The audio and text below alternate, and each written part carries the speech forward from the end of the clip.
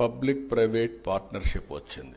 అంత మునుపు ప్రభుత్వాలు డబ్బులు లేవు, మేమేమి చేయలేము అని చెప్పే దగ్గర నుంచి పబ్లిక్ ప్రైవేట్ పార్ట్నర్షిప్తో ఏ పనైనా కూడా సుజావుగా చేసే పరిస్థితికి వచ్చారు.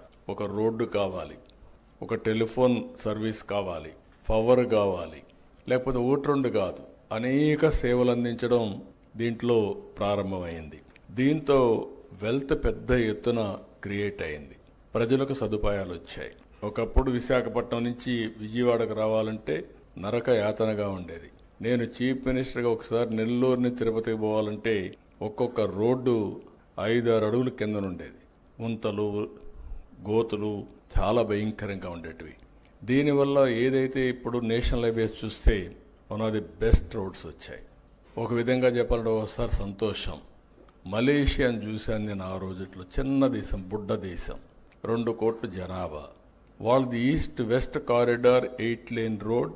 ఇది ఎర్లీ 90s. అది చూసిన తర్వాత మన దేశం ఎందుకు మరి చేయలేకపోతుందంటే ఆనాడుండే ప్రధానమంత్రితో గట్టిగా పట్టుబడితే, నేను పదే పనిగా చెప్తే లాస్ట్లో ఈయన first road proof of concept వేసాం నెల్లూరు నుంచి చెన్నై వరకు. ఆ తర్వాత గోల్డెన్ క్వాడ్రిలేటరల్ రోడ్ వచ్చింది. ఇప్పుడు ఏ డిస్ట్రిక్ట్ పోయినా నేషనల్ హైవేస్ వచ్చాయి, బ్రహ్మాండంగా ఇన్ఫ్రాస్ట్రక్చర్ వచ్చింది. దీనివల్ల యూజర్స్ కొంత డబ్బులు పే చేస్తున్నారు. దానివల్ల వాళ్ళకి కంఫర్ట్ వస్తుంది, టైం సేవింగ్, పెట్రోల్ ఆదా అవుతుంది, లేకపోతే రైడింగ్ కంఫర్ట్ వస్తుంది, అనేక బెనిఫిట్స్ వచ్చే పరిస్థితి వచ్చింది. దీనన్నిటి వల్ల బెటర్ లివింగ్ స్టాండర్డ్స్ వచ్చాయి ప్రజలకి, కమ్యూనికేషన్లోనే లేకుంటే ఏ విషయంలో, అన్ని విషయాల్లో.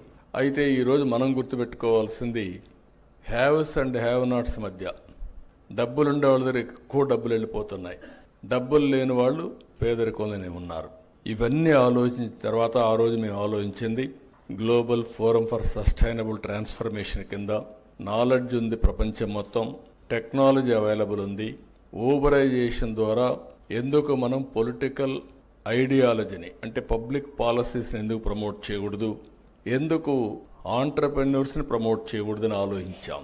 ఆ ఆలోచన నుంచి పుట్టిందే ఈ GFST.